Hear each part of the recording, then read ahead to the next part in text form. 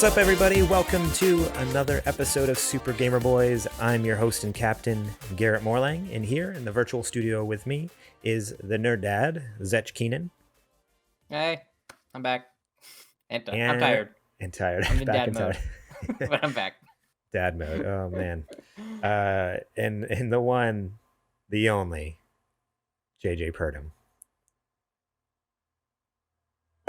Oh, And of course his audio drops. No, the call literally dropped as I introduced him. It's like it knew. Man. Oh no, that's not Maybe come good. back.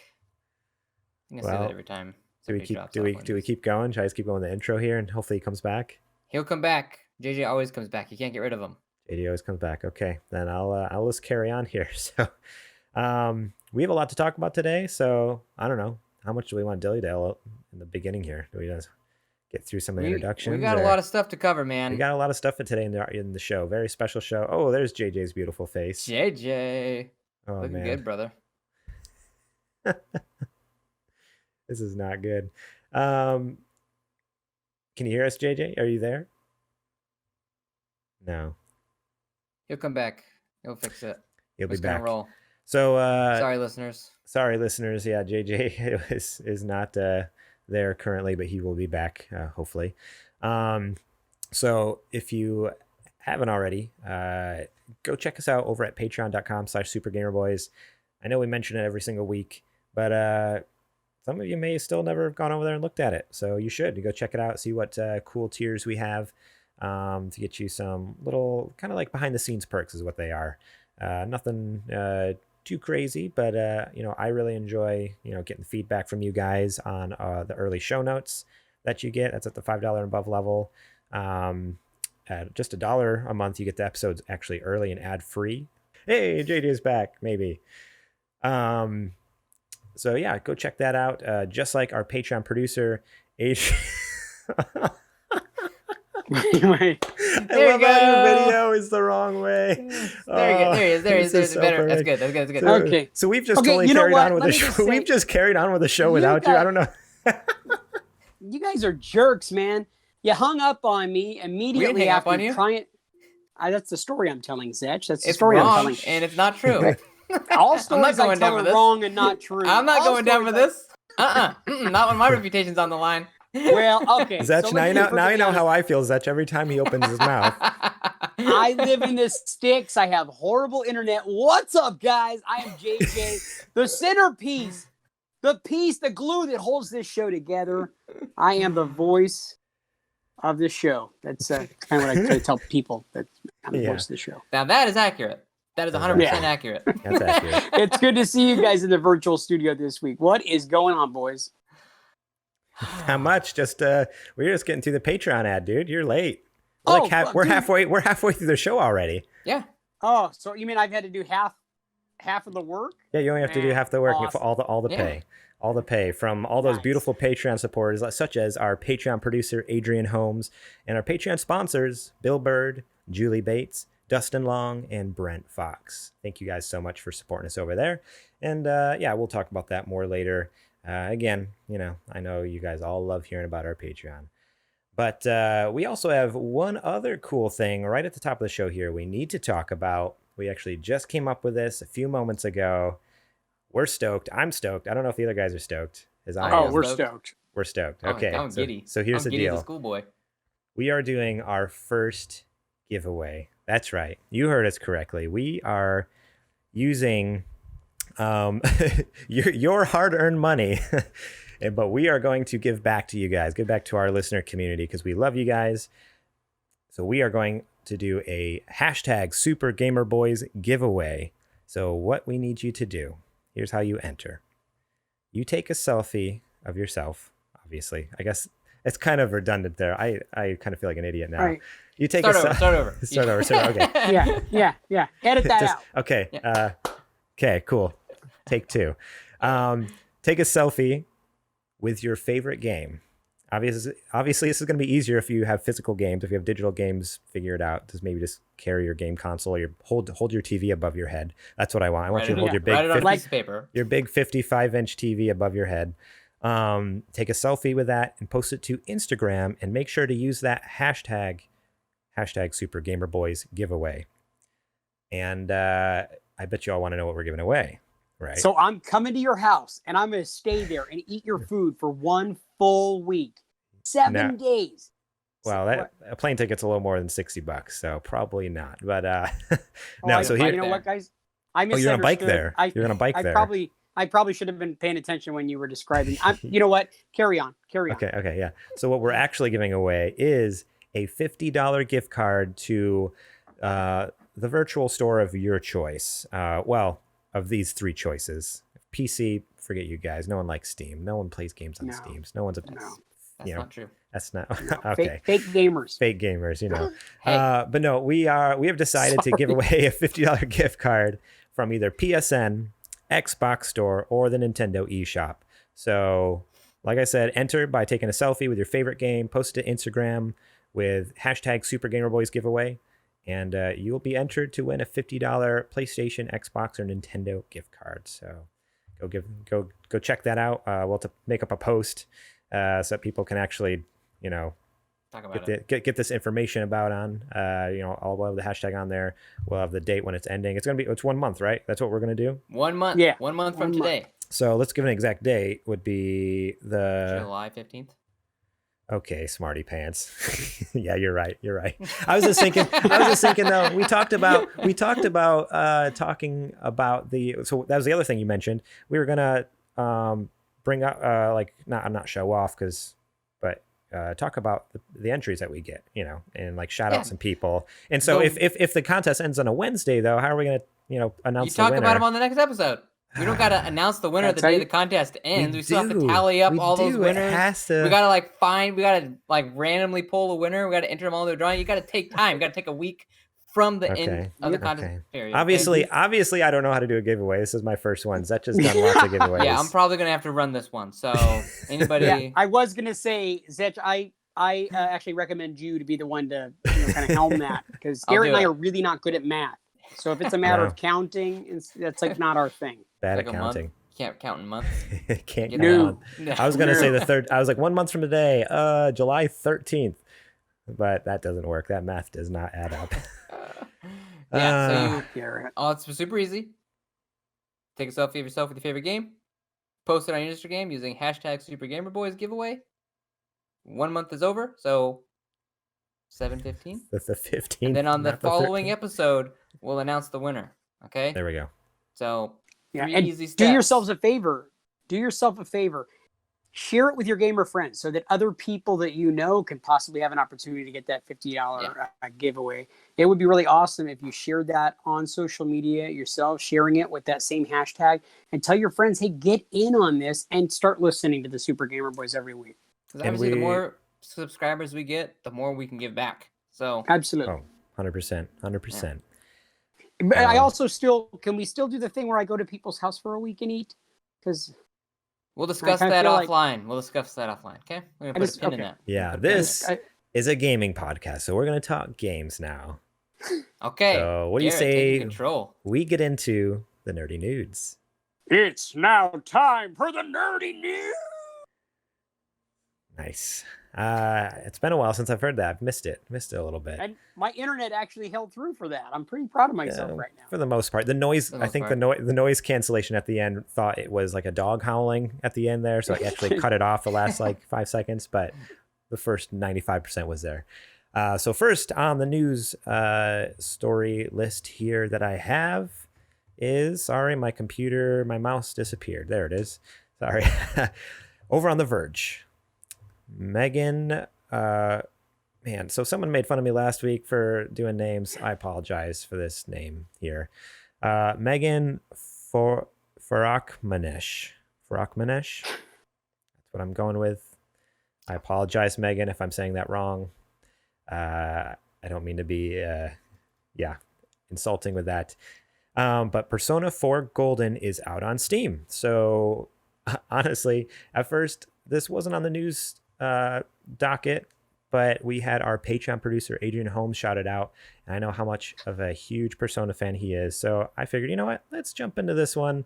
And honestly, there's some interesting things that I've heard some other people bringing up with this whole news, so maybe we can have some interesting conversations before we get to, oh man, the exciting news at the end. I can't wait to talk about a little bit about the PS5. Can't wait. Hint, hint. Anyways, Persona 4 Golden, the enhanced version of Persona 4 for PlayStation Vita, is launching for PC via Steam. The game is available as a standard edition for $19.99 or deluxe for $24.99. The game's launch on PC is a first for the mainline Persona series, which was previously been restricted to PlayStation platforms. Persona 4 Golden, released in 2012, follows a group of small-town teens investigating a series of murders. Golden adds new characters, dungeons, and more from the original game. It's one of the series' most highly praised games. It also inspired several spin-offs. And then, obviously, there's a newer game that mentions Persona 5 that came out on PS4. So, thing that I think is most bizarre about this is, since Persona has been a thing, it has been a PlayStation exclusive. Now, it is not a PlayStation first-party game. Atlas makes games for all sorts of platforms. But it just seems kind of crazy that after, 8 years, all of a sudden, well, the first Persona came out on PlayStation 1. So after, decades, and then now this game is almost 8 years old, they finally decided, oh, you know what, we're gonna throw one out on another platform. Like, I don't know, does that how do you guys feel about that? Does that make, cause any stir any feelings inside of you, or have any thoughts about, not even this game in particular, but with this PlayStation games coming to PC and other things? That is a trend that's happening more and more recently. Yeah. Oh, go ahead, Garrett or JJ.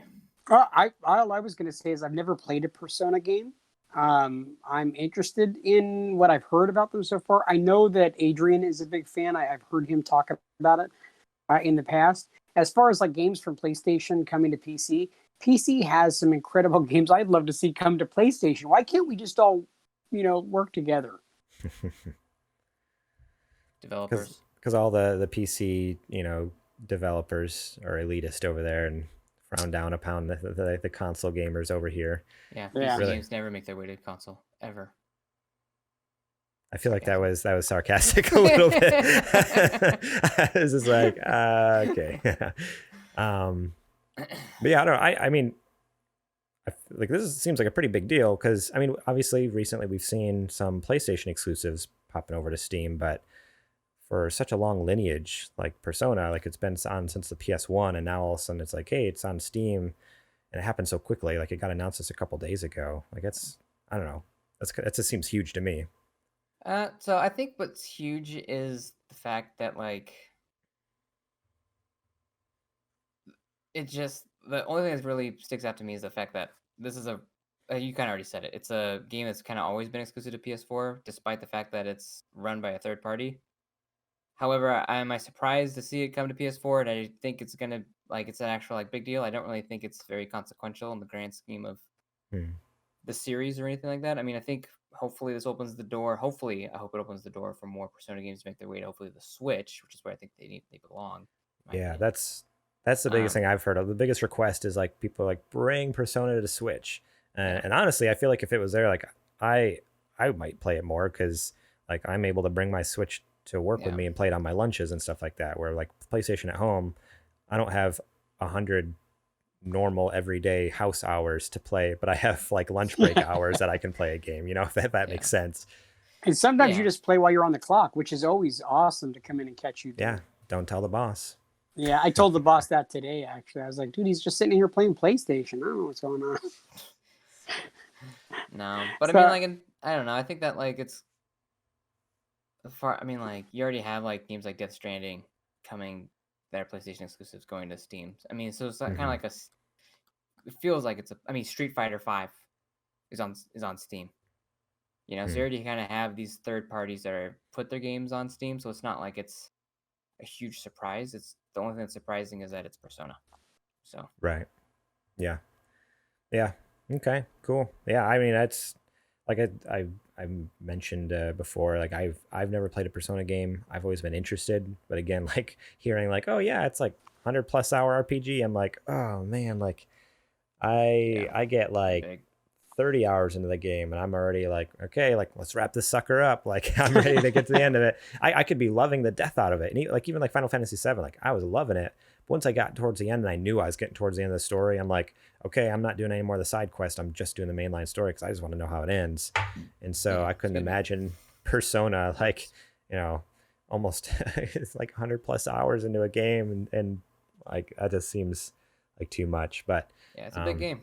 But if it came to something, if coming to Steam is any sign that maybe they are open to other relationships, man, I hope that means Switch. I hope that means Switch because, again, yeah, I'd gladly spend 100 lunchtime hours for the next 3.5 months playing that. 3.5 years.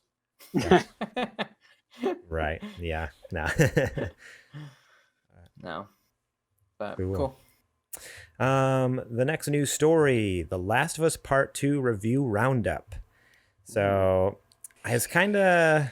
Who else is so excited right now? JJ. I get the impression that like everybody here is like totally like their erogenous zones are like totally like thrumming under their fingertips. Oh my God, I feel like I'm like a live wire right now, boys. I'm such an outlier on this one. I feel so bad. Like I want to be as excited as you guys, but I'm not. You know what? That's a lie. I don't want to be as excited. I'm happy with where I am. Look, when I put it in your hands and you go to play with it, wait, that sounded bad. No, when it's your turn, that's not what I meant. Stop it. When after I get done playing it, and when you get a go with it, guaranteed you're gonna love it. This game looks incredible, and I have purposely stayed away from all spoilers in every way. So it looks incredible. I will kill you. You haven't watched any of it. No. I haven't seen any story stuff. I've seen a little bit of game footage and a very small amount of gameplay, but like I haven't looked at any of the story stuff. I've been actually purposely not looking at any of the new trailers that have come out recently or the extended play. I don't want to. I really want to go into this as fresh as I possibly can. Yeah, that's good. Cool. Well, we're going to ruin that right now with a bunch of reviews, so buckle up. Good thing I never read any of the articles you send out. Yeah, you just take your headphones out if you want. I don't think there'll be any spoiler. I mean, there's going to be some overarching like stuff, but they're not going to talk about story specifics, obviously, because they're still under embargo up until release of the game. So pretty crazy reviews. So GameSpot gave it an 8 out of 10. By the time I'm just going to read like random sentences from some of these reviews. By the time I finished The Last of Us Part 2, I wasn't sure if I liked it. It's a hard game to stomach, in part because so much of who Ellie is and what she does is beyond your control. She is deeply complicated and flawed, and her selfishness hurts a lot of people. At time, the pain you inflict feels so senseless that it can leave you numb. Actually, I might read this whole thing because this is the GameSpot review is actually pretty good, and I like that. That's what IGN said too. Let's see, it's all messy and bleak and made me profoundly sad for a myriad of reasons, but the more I reflect on it, the more I appreciate the story and characters at its core. I wanted almost none of it to happen the way it did, and that's what's both beautiful and devastating about it. That was Kelly Plaguey over at GameSpot. That makes me want to not play it even more. Too dark. See, that was the thing about Last of Us 1, man. Is like you get through Last of Us 1 and you're like, yeah, you're sure as heck I'm making that same choice. You're darn right. Like, you know what I mean? Like, I don't know. I don't really want to play a game where I'm the kind of person that when I play a game, I project my personality, I guess, or what I would want to do as that character. Mm-hmm. So if my main character is just a total terrible person, kind of one of the reasons why I don't really want to play through Red Dead is that I'm just like, I don't want to play games and feel more sad about my life. I play games so I can feel good. Yeah, I don't play something so like dark and bleak and I don't know. It'll be interesting. That's not a knock on the game. Like I think that's great that they're able to kind of achieve those emotions in it. It's just not something I want to spend my time. Yeah. So Game Informer gave it a 10 out of 10. I can rave about the attention to detail, the world, and the combat, but the story is where The Last of Us Part 2 sets a new bar. Game Informer doesn't count. Why not? Why not? Because it's owned by GameStop, and GameStop rigs it. So they're like, okay, these are the games we got to sell. Make sure we give them really good scores. Okay. Yeah, I mean, yeah, but there's some legit writers over there. Like Andy McNamara is a great writer. Like, you think he's just BS? You really truly think he's BSing it for sales? Okay. Yes, I 100% do. I've played some games. I'm like, oh, Game Informer ranks this one really high, and I played. I'm like, this game is bad. Like, I forget which games they were. That's just how bad they were. But yeah, I don't trust a word Game Informer says. Okay, you heard it here first, Andy. Zach does not trust you. Sorry. Don't trust the Game Informer. Sorry, man. I mean, I'm happy you got bills to pay. Keep writing that stuff, but I'm going somewhere else for my reviews. I'm going to Super Gamer Boys. That's where I'm going. Yeah, there we go. When are we gonna do reviews, huh? Get on Open Critic maybe. Right. IGN gave it a 10 out of 10. The Last of Us Part 2 is a masterpiece worthy of its predecessor, taking strides forward in nearly every way. Ellie steps into the spotlight and carries the sequel in a manner that feels like the culmination of everything that's made Naughty Dog's blockbuster storytelling so memorable since the original Uncharted on the PlayStation 3. Oh, must have been GameStop's review that I read. I thought IGN said the same thing GameStop did. My bad. They might have later. I mean, these are just like little excerpts that were written. So, Games Radar gave it a 5 out of 5. Last of Us Part 2 not only justifies its existence as a sequel, most didn't think was necessary, supplementing and elevating the timeless qualities of its predecessor, but stands confidently apart as an entirely different beast, one bearing its own fangs and bite with just as much force. And then, there's a few other. US Gamer gave it 4.5 out of 5. Destructoid, 8.5 out of 10. And on Metacritic, it's holding strong at a 96. Wow. So that's pretty good. That's pretty dang good.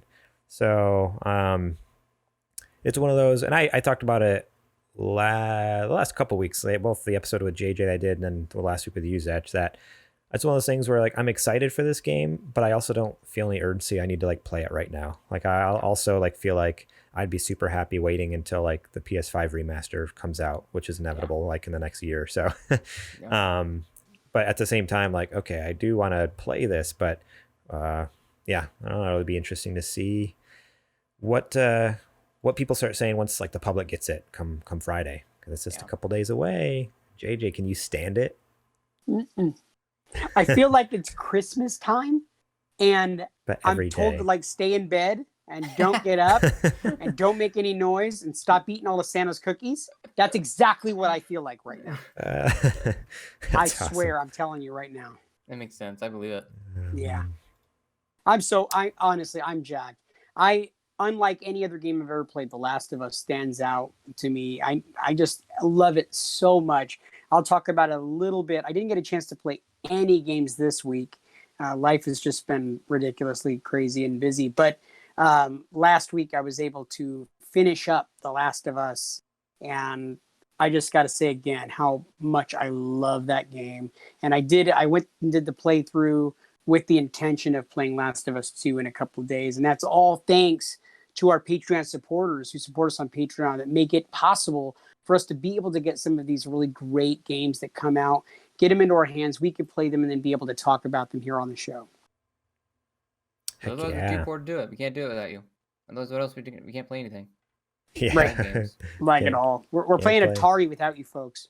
It's true. That's all JJ talks about when no games are coming out. We don't have the money. He's like, well, I played Super Nintendo Classic. I played Pitfall. Pitfall was just kicking it on the Atari Flashback. Guys, I got a new TurboGrafx game. What? 16-bit. That's awesome. And yeah, keep an eye out on our social media feeds. I've actually been last Thursday and then Saturday. I've been live streaming playing through The Last of Us, so I've been doing I put out a few Instagram stories and Twitter posts usually right before I post. That's the unfortunate thing when you have a kid and a family and wife and everything, and life is crazy. It's like 30 minutes before, and then I realize, oh, I can actually go live. Okay, so I don't ever have a chance to put a post out like earlier in the day, but keep an eye out because I usually put out a post, and I have been going through full playthrough of the first Last of Us. And it's been a blast. I just got, I think I'm leaving Pittsburgh right now, that section there. So I've played for about 6 or 7 hours total between the two streams. And just getting out of Pittsburgh, heading on to the next section. So it's been fun. I'm really enjoying it because it has been a while, but I'll talk more about what you've been playing later. The next and last and most important story that we have to talk about. And that's why we saved at least 30 minutes to talk about it. Let's see. Yeah, we're 30 minutes into the show. We'll probably spend a little more time, but we'll see. Let's get into this. The PlayStation 5 showcase was last week on Thursday. We got a massive drop of games from PlayStation and, surprising everyone, a wireless router. The PlayStation 5. We got to see the box. We got to see the box. Zetch obviously is a little indifferent towards the design. If you want to know my thoughts, I think it's freaking beautiful. I think it's gorgeous. I think it's great. I know you're gonna hate us, Zetch. I don't care. Haters are gonna hate, but you know what? I said it in the Discord. I'm gonna say it again. I really don't care what the console looks like. I truly don't. It could look like a cardboard box for all I care, just as long as the power button is easy to find. That is a concern. Where the heck is that thing located at? Which, looking at the picture, I don't see any button. So who knows? Hopefully your controller's charged, because, well, you know. Yeah, right? Yeah. I actually tweeted out after the event, I'm like, I'm going to get hate, but I love the design. Give me something fun to show off in my living room. We live in the freaking future. Let's start acting like it. So that's how I feel. It's like, feels so Marty McFly. This looks like it's from the future to you? I feel I mean, look at Best Buy. It literally looks like a wireless router just without the antennas. I mean, it looks like something from like Back to the Future or something like that. That's what it makes me think. Like, it looks like his shoes. Yeah, like exactly what JJ said. It looks like Marty McFly's shoes. Like, that's what it reminds me of. Oh, even better. Lights, all shiny, white, super futuristic. Where's my hoverboard? Have you guys seen the size comparisons? It's huge. It's massive compared. So the Xbox Series X is wider, obviously, because it's a cube type shape, but this thing is a good like 4 or 5 inches taller, it looks like, from some of the diagrams I've seen. Like, oh yeah, they probably needed to build it that way so they can keep it cool. So it's and standing next to the PS4, it's again like another like 4 or 5 inches taller than a PS4 and like an inch or two thicker than the PS4 Pro. So it's like thick and it's tall. Like, I thought my PS4 Pro was huge, and this thing's even bigger. I'm like, holy crap! They haven't actually put out the official like measurements and dimensions, but based off of all those charts that you're seeing, people actually were able to extrapolate the size of it based off the USB port, because every USB port's the same size for the most part. Like, you have the USB-A slot. So I was like, okay, that's gonna be crazy. But let's get into some of the stuff that was announced. So obviously we talked about the box. Box is cool. And we already know the specs of that because we've heard that previously. But games, here's where things get real. So I have my cheat sheet here. Back up. Okay, we'll back up. What's going on? You didn't talk about the fact that there's 2 SKUs. Oh, shoot. I didn't even talk about the fact that, well, you know, I kind of went out of order talking about the box first anyways, but you're right. There are 2 versions. They first showed a version with, looks like a standard console, has box, USB ports, disk drive. Awesome, right? Cool. I was stoked. And then it fades to black and it fades back in. It's showing another console and it looks very similar. At first, I didn't even realize it was different until it the camera view cascades down the side where the disk drive was previously, and it's gone. They have a digital only edition. No disk drive.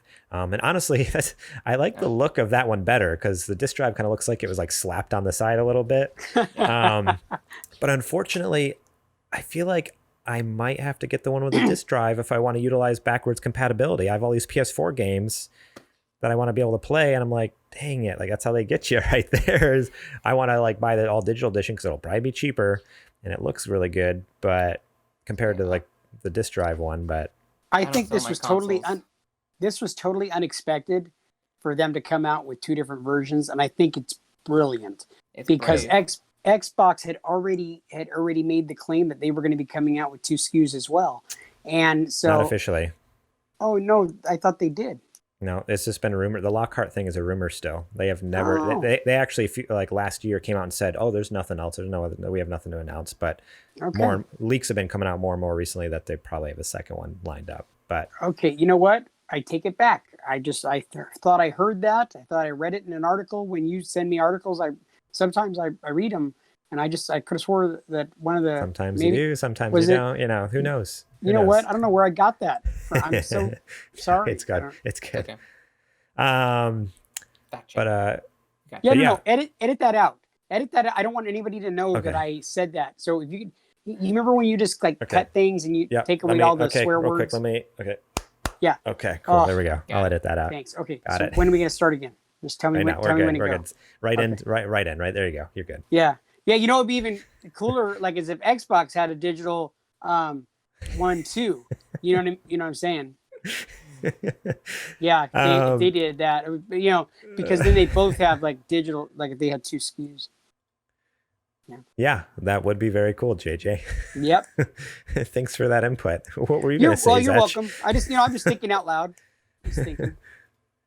No, I think it's actually really, it's brave of them to put out an all digital console, and probably smart because they didn't announce the price on this, which makes me think that it's going to be heftier than what we're anticipating. Right. Oh yeah. So that digital console is probably going to be cheaper. So yeah. I've heard some like 5 times in 30 seconds. Yeah. Eat that. Yeah. I've heard I've heard some possible speculation that the pricing could be similar to the PS3, where we might have a $500.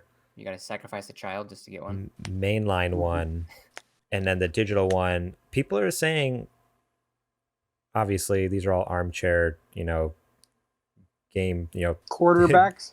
Look, well, obviously you don't know football. That's the phrase, but we're not talking about football. We're talking about video games. I was trying to think of an appropriate one for video games, but you cut me off before I said it. So everybody's an armchair gamer. That's what you do. You play games. That's not. I didn't say. That's why I didn't say gamer. I was going to say console designer. Everyone thinks a chair with arms. You guys. Usually. You guys don't let me finish, and then you berate me for what you thought I was going to say. I see how it is. Okay. Everyone thinks they're smarter than Mark Cerny out there. But here's the deal. They all think that disk drives, they can't possibly cost more than $50. And so people are thinking, okay, so one will be 500. This is a 4K UHD disk drive. Well, that's what I was going to get at is so everyone's speculating. Everyone's speculating, okay, it'll be 500 for the main one and only like 450 for the regular one. I'm like, nah, that's like a 4K Ultra HD Blu-ray drive. Like that's probably $100 easily. Like, so I think it will be $100 cheaper. I think it'll be like the $500 and then a $400 SKU, or $499 and $399 is what they usually do. But I've been surprised at how many people think it'll be only a $50 split. Which, if that's the case, if it's $50, like, get the one with the disk drive then. Like, why, like, $50? It's just like, I don't know. Yeah. It's just like, especially if you have PS4 games. Like, if it's $100, if you're in for, $300, just spend the extra $50. Right. Exactly. Really. And so that's I feel like it has to be a more dramatic gap to even make it worth having a second SKU. So I think it'll be the $100 split, like one's $499, one's $399 or something. But we'll wait and see. We haven't heard anything yet, obviously, officially. Yeah. But cool. Are we ready to get into some games now? Yeah, let's do it. Yeah. So in the order they were shown in the show, and I highly recommend everyone actually go watch the show, because I was actually super impressed with the production value in this. Like, it was a perfectly paced showcase, and yeah, honestly, they had like really good talking heads and everything. Very, just the right amount of talking in it. Like, it was one of those things. It wasn't too much introduction, not too little. It was really great. Right off the bat, though, boy, they had me scared when they come out and they show the Grand Theft Auto 5 title, and I'm like, it had to come. I know, but it was one of those things where I'm like, oh, this is not off to a good start. Like, we're starting with Grand Theft Auto 5. Like, this is like, I know they're not going to come out with their big hitters, but everyone anticipated these all being new games, like games you've either never heard of or it's sequels to big games. And then for it to be like Grand Theft Auto 5, we're all like, oh no. At least I was like, oh, okay, well, come on, Sony, like pick it up here, pick it up. You got this. So I watched probably the first 20 minutes of it, maybe. I wasn't able to finish it all. I got up to where they announced Horizon, so maybe it was a little less than 20 minutes. But okay, I will say this. I laughed. No, I scoffed when he said that we want to announce a game that's graced PlayStation consoles since the first PS1. And I was like, Grand Theft Auto is one of the most controversial games to ever come out. Every iteration of that game, Fox News is always doing a report on it. Like, it's not grace. I wouldn't say it graces I know. consoles. What an interesting choice of words there. Yeah. Like, I'd say it aggravates people quite regularly. Yeah. So, yeah, it's more of a center of controversy than it is anything. But that stuck out to me. I also wish this game would just die already. I'm tired of seeing people talk about Grand Theft Auto. The game is like 8 years old. Oh, don't let Will hear you. Oh, I know Will loves it. Will, we know. Will, I hope you know I love you, buddy, and I'm happy you have so much fun playing that game. Me, I'm like, show me something new. Grand Theft Auto 6 even. Okay, Grand Theft Auto 6. I won't play it, but I'd be happy to hear about it at least. I'd be happy. I'd be like, man, everybody, there's more games out there than Grand Theft Auto 5. Have you seen the games? There's so many games. So many I haven't played a Grand Theft Auto game since PlayStation 2. I think I played Vice City. And that's the last time I've ever played a Grand Theft Auto game. I don't think I'm missing out, man. I've seen some of the stuff, and I don't know Will, but I know that like a lot of people do swear by that game specifically, that Grand Theft Auto 5 is a must play. It just doesn't look that great to me. Every year it's in the top 10 best-selling games of the year. Every month, year. yeah, every month out of the year too. Month. Like, and it's the greatest selling game of all time. And that's because it's lived for like what, 2 console generations now? Because you can play it on toasters, your refrigerator, you can play it on everything. Yeah, dude. I'm just like, yeah. Anyway, so that's how they kicked it rant. off. Yeah, there we go. That's how they kicked it off. They are going to be in upgrading it and doing some other stuff, but whatever. We don't care about it, obviously. The second game, and this is where they got me. They're like, okay, you got me in that first game. You tricked me up. You know, fool me once, shame on me. Or is it shame on you? Who knows? Apparently, I don't know any expressions. Once, shame on you. Yeah, you armchair. Fool me twice. I'm an armchair gamer. I'm an armchair gamer. I'm an armchair gamer. Armchair gamer. I'm an armchair gamer. The second game really kicked me in the teeth. I was so excited when I saw this. Spider-Man Miles Morales. Yeah, me too. That was, I don't know why I said that really weird. That was the last name there. I apologize. But when I saw that trailer, dude, immediately, like all I saw, because it starts out with his hand. Mm-hmm. And you just see like the webbing on his hand, and immediately I'm just like Spider-Man 2, Spider-Man 2, Spider-Man 2. And then as it's zooming out, and then it shows like the suit like coming off his body and stuff, and then and it shows his face. I'm like, oh, it's Miles. Like, we're getting a Miles game. And then when they revealed that it's Miles, Miles Morales, I don't know why I'm having such a hard time saying that last name. Am I saying it funny? I feel like I'm saying it funny. You're saying it really weird. Yeah. Morales. Your pronunciation say it. is You say it. Miles Morales. Okay. I don't know why I have such a hard time with that word, with that name. So Maybe last week they made fun of me for mention, trying to say those Japanese names. This week I can't say any name apparently. But so there's a lot of controversy about this for a couple days, because that afternoon or that night, the European so-and-so head honcho at PlayStation in Europe was like, oh, it's going to be an expansion DLC pack for PS4 for Spider-Man. It's a remaster basically, and people were ticked. Like, are you kidding me? Like, why? What's the deal with this? Like, we're just getting like DLC. Like, why did you announce it like it's a new game? And then it was the next day, very quickly. Insomniac the next morning was like, oh no, it's a standalone game. And I've heard some other industry news analysts and such out there saying like, oh, think of it more like it's going to be like Lost Legacy, Uncharted Lost Legacy, where it's not necessarily a full-on, 10, 15-hour campaign, but it's going to be pretty, or ODST, yeah, it's going to be pretty substantial chunk of campaign with, this character that was introduced in Spider-Man. So I'm excited. I'm stoked still. Like, it may not be, who cares if it's not a full game? Like, it is still more Spider-Man, and it gets me excited because does that mean he's going to be playable in Spider-Man 2 when that comes out? Like, I could see this kind of holding people over for like 2 or 3 more years until Spider-Man 2 comes out then, like in 2023 or something like that. I hope that they don't wait that long to drop Spider-Man 2. I hope this is You think it'll be sooner?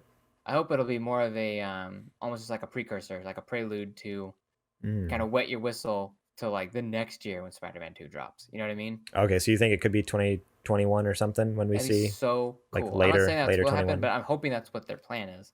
Yeah. It's that, or they're just like, I don't know, man. We are so far behind developing. I mean, Insomniac makes so many games, but yeah, because there's more Insomniac games in this in here that 2 big titles. Yeah, pretty crazy. So I'm stoked for that one. I can't wait. Spider-Man was great. The next game they showed off was Gran Turismo 7. Which I didn't even care. So if it's not Forza, get out of my face. I'm a huge Gran Turismo fan. Love Gran Turismo. I know my dad's gonna be super happy. He's a huge Gran Turismo fan. Have you played a Forza game? I had it back on 360. Which one was that? Forza is better than Gran Turismo all day. No. Sorry, I'm having a hard time with the pronunciation. Are you saying Forza or no, Forza? Forza. Forza. Italian. Forza is an Italian word for, and it's pronounced in Italian, Forza, like Forza. But there's no T in there. I'm pronouncing it correctly because I'm civilized. But yes, you are civilized. Yes. It's a better Italian. I'm just like, okay, I'm happy everybody at PlayStation, you guys got your Gran Turismo. I'm going to be over here on Xbox playing a real racing simulator. All because you put the real racing simulator in your title doesn't make it an actual real racing simulator. But it is. Like it's the game that like actual race car drivers use to like practice for racing on tracks. Same thing and stuff. With Forza. That's how realistic it is. Forza does that too. They practice that with Forza too. Because it's actually even better. Right. Okay. I'm not saying Forza is less than. I'm just saying Gran Turismo is just as. Gran Turismo is the game they showcase because you showcase a racing game whenever you drop a new console. You know why? Because racing games always look good. They look the best. Like if they launched a new console and they didn't have a racing game, nothing could compare to show the actual graphical capabilities of that thing. I'm just saying that when you line up Forza and Gran Turismo. What's so good about Forza then? Everything's better about Forza. The way the cars handle, the way the UI works, the way I mean the cars handle realistically in Gran Turismo, so you can't they just handle how they in real life. Yeah. I drive professional race cars. Because I've played Forza. I'm so confused. Forza Motorsport. Gran Turismo just keeps copying all of Forza's ideas. Forza's like, hey, we got an Gran Turismo's been around way longer than Forza. Gran Turismo's been around since PS1. Xbox and wasn't even then they couldn't get it right. And existent. Forza was like, okay, Gran Turismo. Obviously, you've never played Gran Turismo 2. Gran Turismo 2 and 3. We're going to do it. We're going to show you how to actually do it. Good idea. But, we got you. And then from there on, you pulled the numbers. Forza beats Gran Turismo. Not just from my opinion. I'm talking actual comparative, like, ratings. That's because they put them out every 2 years. We're spending way too much time on this. Just concede, and we can move on. I'm just flabbergasted that like some of the things you're bringing up just aren't even factual. Finally, you get a word out. That was a big word. I'm very proud of you, Garrett. That pocket thesaurus I gave you is really working really well. Just so you know, Forza. I don't know if that's the correct pronunciation or not. But they literally put out way better games than Gran Turismo. It's honestly... JJ, you've never played a Gran Turismo? You don't even know. No, I have. Actually, I have. I've played on the old consoles, and I got to play one not that long ago. I had gotten a cheap copy from GameStop. I didn't care for it. I thought it wasn't really that good of a game. Which one did you play? I'm just curious, like which one it was. Yeah, no, I can't remember which one it was. I had it like 3 years ago when I first got the console. I got like one of the older ones 3 years ago. And I just remember it not being anywhere near as good as the Forza games that I had on 360. Yeah. I played... And I'm talking about playing a PlayStation 4 game versus Forza games that were from 360 that were really great. They were really great, and they seemed more realistic. So Forza could probably tell Gran Turismo, here, hold my beer. It does. This is definitely something we're gonna have to agree to disagree on because I I just don't even know how you guys are so wrong on so many levels. It's not worth arguing anymore. It's not worth talking about it anymore. All I gotta say is this: as a man who's played both of them back to back, I played both of them too. Back to back. Okay. Back to back. Okay. I had what was it? Forza Motorsport 6 had come out, and I was like, "This is so fun. This is the best racing game I've ever played." And then Gran Turismo came out for PlayStation. I was like, "Oh, cool! A racing game for this." I hear a lot of good things about Gran Turismo. Downloaded it. I'm like, this is the worst. This is not good. Nothing handles the way it should handle. The tracks are the same tracks, but nothing about it felt right. Even the UI was hard to navigate and get around. Okay. You can have your Gran Turismo. I got my Xbox, and I'm gonna. I'll have my Gran Turismo. I'm gonna play my real racing simulator later. Actually, all because PS4, you say it's a real racing simulator in the title, which drove me nuts. So I'm like, oh, I mean, it is. You're the real racing simulator. Like, it's because you put it. Sticking feathers up your butt doesn't make you a chicken. Gran Turismo 2017 was the game that I played. That was the one that I played. That's the PS4 one. Yeah. Yeah. That's not even Gran Turismo Sport, you mean? Yeah, the only one to come out. You know what? Yeah, it was Sport. I'm sorry. Okay. So that's not a mainline title though. That's one of their side. The Sport, it was an online only title too. Well, guess what? Even Forza's side titles are better than Gran Turismo. I just was stating a fact. Okay, you guys are kind of pissing me off. So let's move on a little bit before I just stop the recording now, because you guys are both so wrong. Okay. Oh boy, I almost said words there. So let's move on before I say something. Ratchet and Clank came out next. Oh man, I'm worked up. I'm not gonna lie. You're worked up over Gran Turismo versus Forza? Come on, man. No. Yeah, okay. Ratchet and Clank. Ratchet and Clank. They put out an incredible trailer, and a lot of it was gameplay. Like, it looked beautiful, and then they're like, "Oh, by the way, this is all like gameplay." It's like, what the heck? Like, it was incredible. So I can't wait for that. Especially like there was some talks of, I mean, just with the high fidelity of the 4K graphics, and then also adding the ray tracing to stuff like that. Even though it's an animated game, just having like that realistic lighting, it looks. I wrote a note on here. It says it looks better than most animated movies. It's crazy. Yes, it's like you're playing a Pixar film. Right. Exactly. It's pretty bizarre. So that's the other Insomniac game. I'm really excited for that one. It's going to be a cool one. The next one was Project Athia. So I didn't really know anything. There was a lot of these I'd never heard of before. Culmination, blah, blah, blah. Oh, there's not really anything on. I have a PlayStation blog open with some of the descriptions, but there's like nothing there. So, well, that's made by. Oh, that's the one made by Square Enix. Okay, that's what that one is. I was trying to remember which one that was. So yeah, Luminous Productions and Square Enix is working on that one. And they showed very little. It was just like a bunch of random gameplay, and there was no setup, so we don't really know what it's about. But if I were a betting man, I am gonna bet that this game never comes out. Do you think? Yeah, because Square Enix, as much as I do love them and their games, they are, I don't want to say notorious, but they are known for dropping trailers like this around a new console launch just to kind of showcase what a game could be, almost like a proof of concept, and then never release it. So, I mean, like, you see it as Project Athia, a working title. Like, it's not like it's the real... It doesn't even have an actual real home yet. It's interesting though, but it's because it's actually like the actual team that's working on it mainly is Luminous Productions. Square Enix is just kind of like helping them. So I don't know anything about. Have you heard of that Luminous Productions before? That sounds familiar. They've done. Let me see if they've done. Because, yeah, I'm kind of.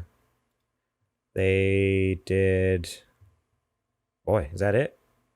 The only thing they've done, according to Google, is they worked on the Stadia port for Final Fantasy 15. Yes, this game's never coming out. So, well, apparently, according to this, Final Fantasy 15 came out. I didn't realize Stadia had Final Fantasy 15 last year, 2019. Oh, you mean they finally got Final Fantasy 15? I guess. I don't know. Yeah, I didn't think it ever came out, but apparently it did. And then, so yeah, this is only their second game. So yeah, we'll see. That's definitely kind of probably not really coming out. Stray. Stray is the next one. This one was the one it had all the robots. There's all the robots, and then there's like a cat. I was following the cat around. The atmosphere of the game looked cool, but again, not really much setup in what it could be. Next was Returnal. Oh, go ahead. I was gonna say, let's hit the highlights. I want to talk about Oddworld. I don't even get there. Well, I was just naming off the games here. And if we want to stop and talk about it, we can. So Returnal came out next. That's a Housemarque game.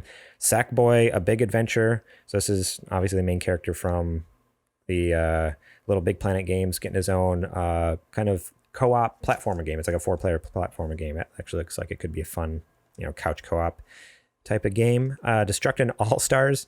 Oh, this game looked really bad. Did you guys see Destruction All-Stars? No. Okay. It reminded me of like... what was that most recent Xbox game that just came out? Bleeding Edge. Just the tone of it. Like it's not the gameplay is not the same, but the tone of it very similar to Bleeding Edge. Really but this is a destruction. It's like Destruction Derby type thing, like your Demolition Derby with cars. But once you destroy the car, you jump out of the car, and then you're like a melee, like combat fighting game where you're actually like throwing bombs at cars and trying to dodge them, and they're trying to hit you. And they should have just made a Twisted Metal game. That's what they should have done. It's kind of bizarre. It kind of sounds like a Twisted Metal game. But like with that weird art style and kind of tone of like Bleeding Edge, where it's just like trying to be way too edgy and punk, it's just not. The next one was Kena, Bridge of Spirits. This one looked really good too. This one had incredible graphics too. Like it was bizarre watching. I'm like, oh, is this a movie or is this a game? That's an indie game. It's coming out. Goodbye Volcano High. That I wrote too moody. Has a cool animation, hand-drawn style, but it's just a way too like, I don't know, just emo, kind of moody teenager kind of vibe to it. I'm like, that's kind of weird. Trying to reach out to that teenage girl audience, Yeah. The next one is Oddworld Soulstorm. Yes. And I just wrote next to it, WTF. Like watching that trailer, I don't know a ton about I've heard of the Oddworld games for years and years and years. I've always known of them. Never played one. So then watching that trailer, I'm like, what in the world is this Oddworld craziness? Was the very first PlayStation game I ever played.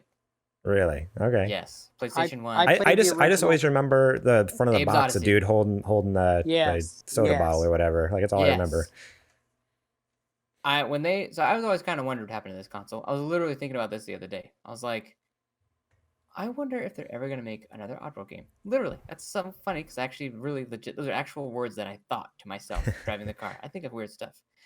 And I am so joyed that this game is finally seeing a return, and the way that it looks like what I imagined it looking when I was little playing it. You know what I mean? It's got this weird kooky style, great puzzle solving, like it's its own game. And I'm jazzed. This is one of those games that I'm like really looking forward to playing. I loved Abe's Odyssey, so I think that's going to be awesome. I haven't seen the trailer for this game, but when I saw that it was on the list, I was actually really excited about it. Yeah. I feel like that's going to be kind of a fun game to play, and it'll be fun to have my kids play that game. Also, the other game that was super kid friendly that I was excited about was the Ratchet and Clank game. I didn't get a chance to tell you guys earlier, but when you brought that up, that's one of those things where when my son saw the trailer, he was like, "Dad, I gotta play this," and I felt like a horrible failure of a father because he's never played Ratchet and Clank. There's one on PS4 that's incredible from what I've heard. Like I've played a little bit and really enjoyed it. Is it? Some people rave and say it's one of the best Ratchet and Clank games, and it came out in 2016. Dude. So right, I think 2015 or 2016 or something. I think it was a launch title with the PlayStation 4. But it's like you can. Came out pretty close to it. Came out really close to when it launched anyway. Ratchet and Clank. Let me look. Ratchet and Clank for PS4 came out April 2016. Yeah, which I guess that's like a couple years. Yeah, it's pretty close. Yeah, it's a couple years after. So, but yeah, I mean, it's a PlayStation Hits right now, so you can get it for usually like $10 or $20 or whatever, depending on if you find it used or something somewhere. Super fun game. Get it. Yeah, do it. Kid friendly, super funny humor. Oh yeah. My kids love watching that game. So Oddworld. Oh, you don't let them play? You make them watch though? Well, I'll let Isaac play it if he wants it, but he's mostly playing Beat Saber. My kids are very limited in their game time. Very limited. So am I, Zetch. So I guess me and your kids have a lot in common. Yeah, you'd be one of my kids. The next one they showed off was Ghostwire Tokyo. So this one was not what I was expecting. Based off that trailer we saw at E3 last year, this is not the game I thought we were going to get. But I still am kind of interested. I wrote on here, it is kind of creepy. Like, it does have that kind of creepy vibe to it, especially with some of like the enemy designs.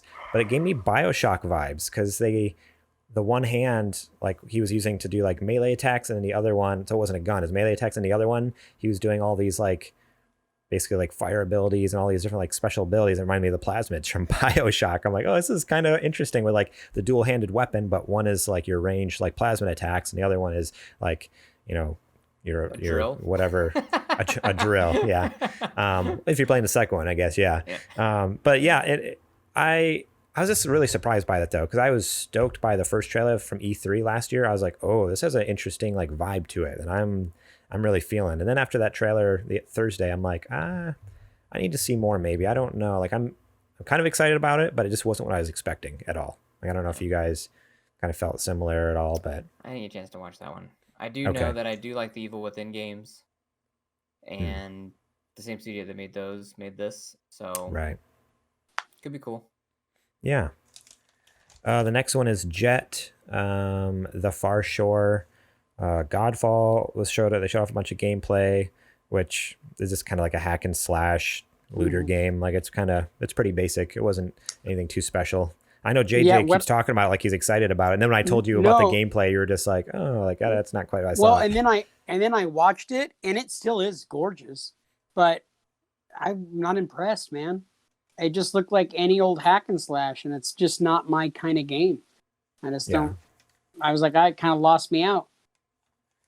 Yeah, I mean, even from the beginning, they've kind of advertised it. Like, I think that's what Gearbox said. They're like, we want to make the next, you know, you hear about these looter shooters. We want to make a looter slasher. I forget what dumb phrase he said. Like, it didn't make sense. And everyone's like, what?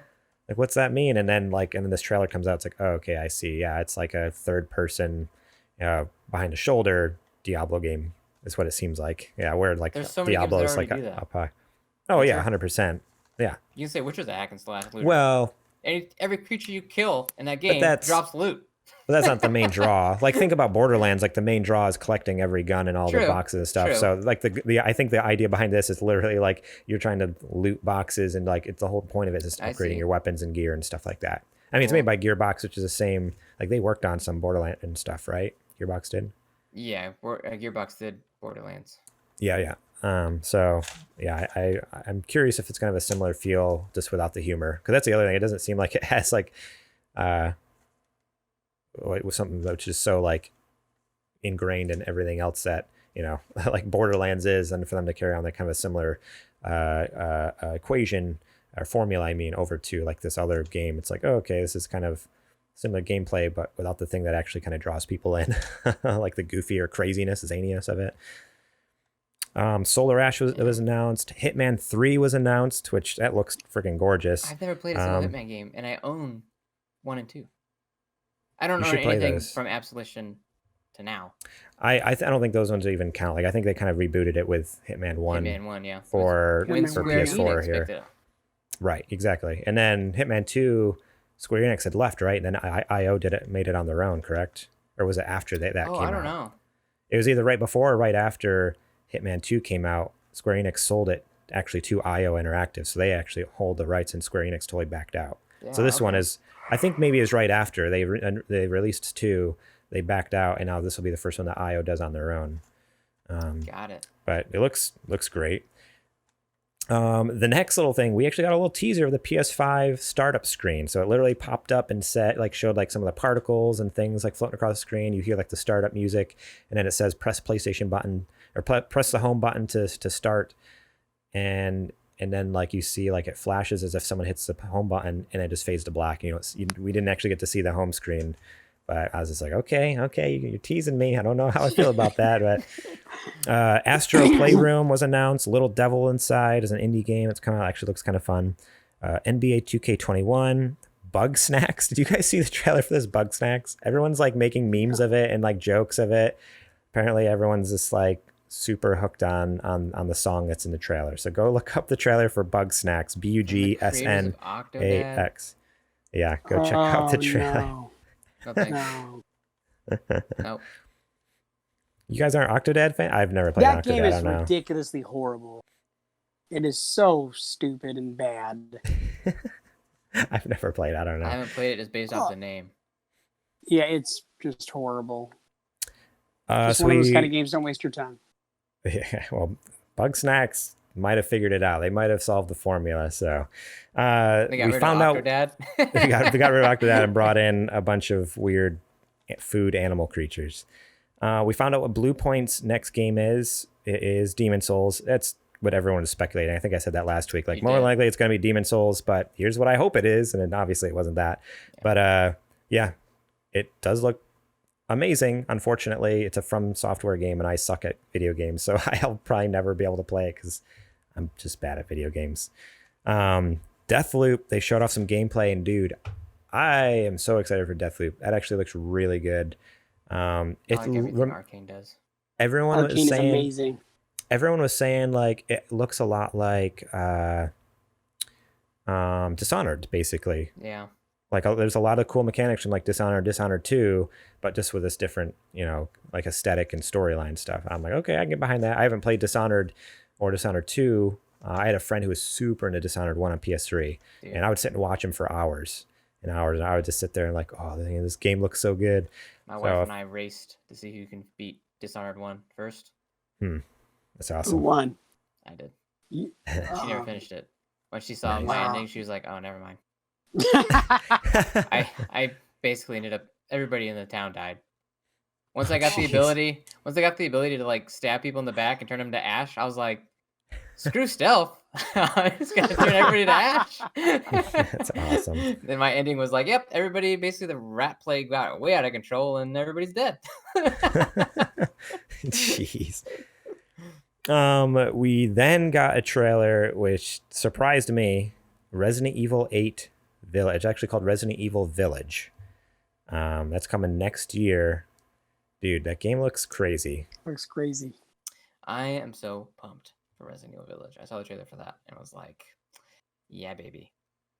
Because it just seems like such a... So different. I don't know. It just is so... Yeah, yes. Such a different feel. It feels like even 4. Yes, exactly. Yeah, like that aesthetic. Like even like the setting, very dark and gritty, and like you can tell, yeah, it's like that Eastern European setting. My biggest bummer was like, man, there's those leaks that came out like 2 or 3 months ago, and so once it got like a few, 30 seconds in the trailer, I was kind of like, oh, I know what this is, because like obviously this leaks ended up being spot on like for the trailer, but dude, it was still like so cool seeing some of that stuff. It just seems like such a departure from the series. Yeah, like it's just so very different, which is cool. Other than like 4, like it's very similar to that. So I'm really excited for more of that. I hope it comes earlier in the year. Like all the other ones have been February, March. So if we got that in like February or March for PS5, ooh baby. Yeah. And that one is also coming out for Xbox. They said too. On it. Holy crap. Oh man. Mind blown. Too scary. I just wish Capcom would just bite the bullet and just release VR versions of for Steam on Oculus. Just put it on Steam, and I'll play it. I'll buy it the second it drops. Because I have got. They don't have Resident Evil 7 on there. They don't. Huh?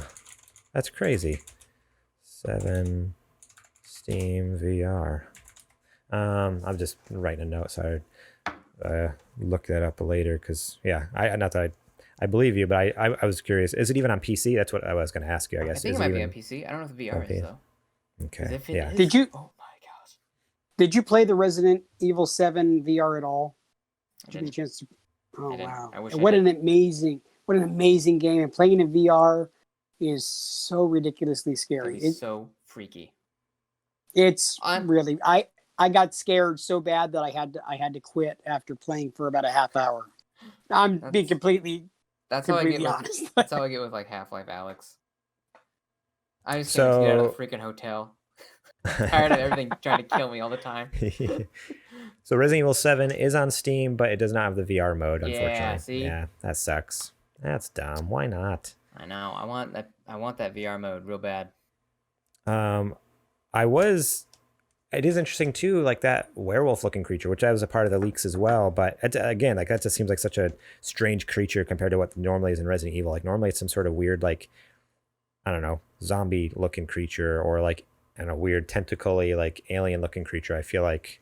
And so to see these like straight up like werewolf dude, I'm like, oh, okay, cool. Like we actually are going like full on, you know, I don't know, like Van Helsing type thing going on here. And even like Chris Redfield at the end, like the outfit he's wearing, I'm like, oh, dude, like he means business. It's pretty intense. I'm so stoked, man.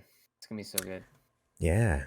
And I love their logos, like the way they did Resident Evil 7 logo and the 8 logo, like how they have like the Roman numerals in in Village. The title. I'm like, oh, that's so cool. That's I love dope. how they faded in. I love how they faded in. It just said Village, and then the V, and then the two lines for, or the 3 lines for 8, and the I, and then the parts of the LL, like all of a sudden turned orange, and then underneath it slowly faded in with Resident Evil. I'm like, oh, you got me there. They like they faked you out for just a half a second to make you think like, wait, what? It's not Resident Evil. And then when it fades into the 8, you're like, oh shoot, we're going.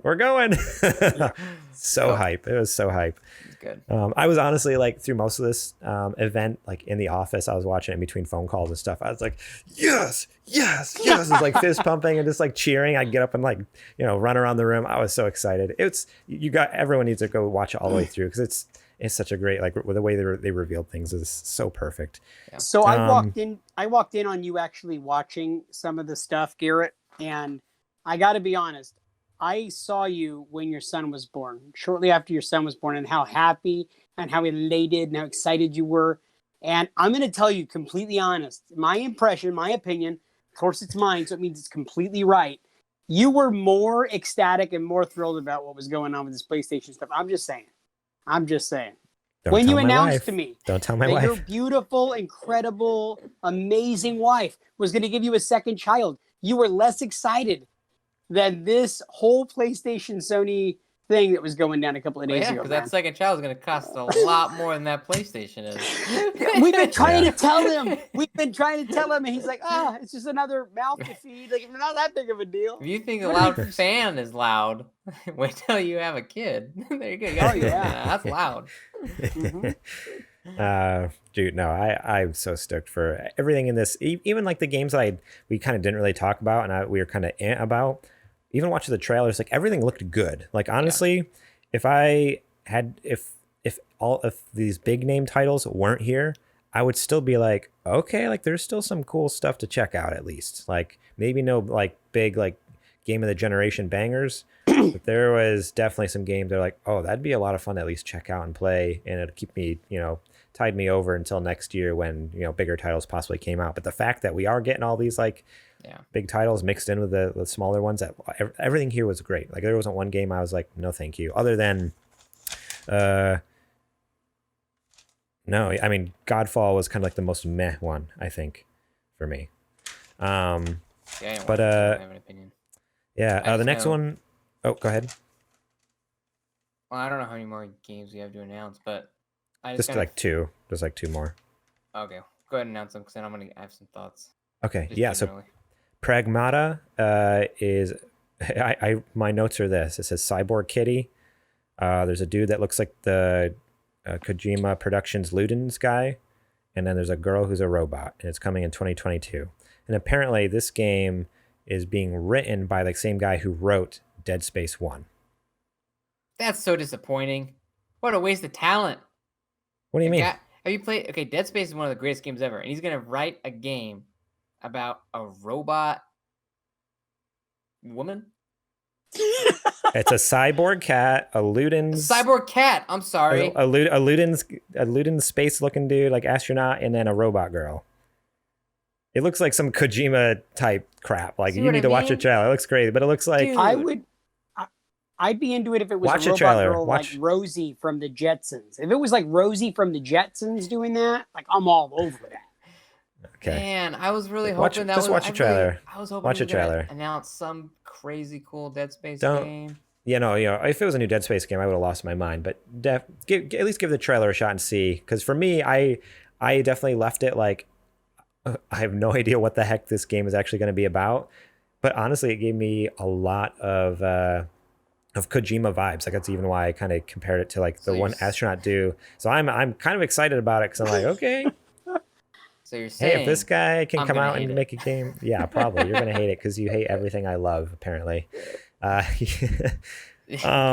stop loving crap and we'll be on the same page. Oh man. Just kidding. Death Stranding is actually really, really good.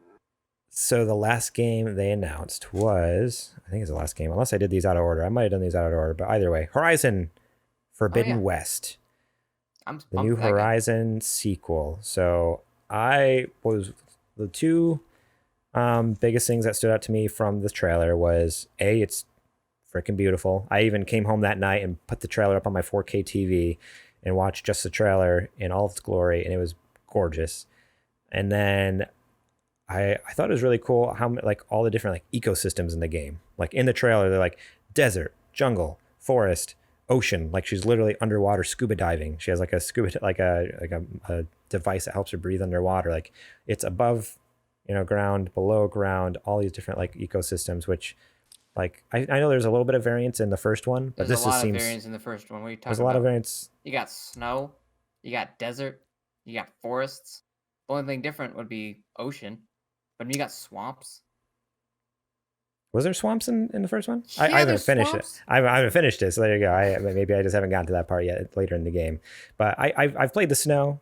I played through desert. I played through like the beginning is sort of like foresty area, I guess. But just the way these areas looked in the trailer. Granted, it's all CG cinematic type stuff. Yeah. Just looked way more detailed, obviously. So I hope that would like carry over to gameplay just being so much like alive, like seeing so much more wildlife. That was the other thing that stood out to me too. In the first one, obviously, like there's some wildlife around, but the world just seems so much more alive in this trailer. It's like, holy cow, there's like all sorts of animals running around and like sea creatures, like when they went underwater, and there was just like all these fish and stuff swimming around. It was just gorgeous. They gave away I'm excited for it. In the trailer. Did they really? I guess I haven't beat the first one, so I guess it's a spoiler if you haven't played the first one. Okay. Huh. Is it one of those? It must be one of those things then that you don't realize it's a spoiler unless you've played the game, though, right? Well, I mean, like because I didn't realize any. Because I watched a trailer and I didn't pick up on anything that have you I met thought Silence would spoil yet it. In Horizon? No, I don't think so. You think you've met Silence? I said I don't think so. Oh, well, once you meet Silence, the trailer for 2 drops a spoiler. For 1, not for 2. Because after you beat 1, you expect to see what you see in the trailer. Okay. That does make sense. Okay. Well, I really hope to play, especially now that, we have this locked in. The second one's coming. I've said this on previous episodes. Like, I really want to play through the first one because watching that trailer, I'm like, holy smokes. Like, that looks so good. And yeah, I need to beat it. It's one of those, pile of shame games. Pile of shame. I have that. Yeah. I got a couple. Yeah. I got a couple for sure. A couple piles. A couple piles, yes. Yeah. But cool. Any overall thoughts? That was kind of everything that was announced other than, the console itself and then a few peripherals. We got a charging station, a camera, headset, and a media remote. Yeah. So here's the deal. I love Xbox. I've been saving up to get a Series X almost all year, even though I said I wasn't. And then when I thought about it, I'm like, nah, I got to get it when it comes out. And so I've been thinking about saving up for an Xbox Series X. I'm like halfway there. At least I think, because they haven't dropped the price amount. But after watching the games drop for this console, I'm leaning more towards getting a PlayStation now. So I'm like, if Xbox can't... Oh my God! Because you can't just drop a bomb and try to walk away from it. Keenan, come on! The thing is that, like, any console, and I've always said this, comes down to 2 things. It comes down to games It comes down to where most of your friends are playing. For me, as a dad, it only comes down to games. I don't got time to play with my friends. If I want to, that'd right, be great, 100%. but I can't because we all have different schedules. All that. So it comes down to whichever one has the better games on it. And this one has got Spider-Man. It's got Horizon. It's got the third parties, which we'll have also on Xbox, like Resident Evil and probably Oddworld. Oddworld will be one. But I mean, if Xbox can't come out with a better lineup than what I'm interested to see what they show at next month, because that's what next month's supposed to be, is first party titles.